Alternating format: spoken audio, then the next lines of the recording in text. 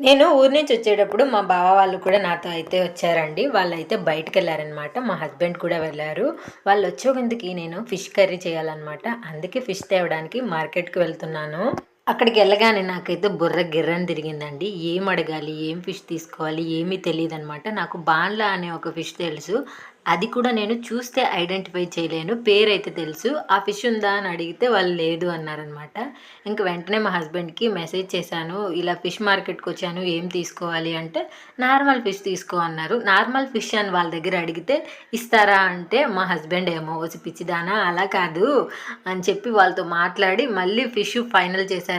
2 kgs వచ్చి రూ. 340 పడింది. చికెన్ షాప్‌కి వెళ్ళమంటే ఊపుకుంటూ పోతాం. అంతేకాని ఫిష్ మార్కెట్‌లో 46 ఫిష్‌లుంటాయి. మనకెలా తెలుస్తుందండి ఏం ఫిష్ తీసుకోవాలని? నిజమే కదా!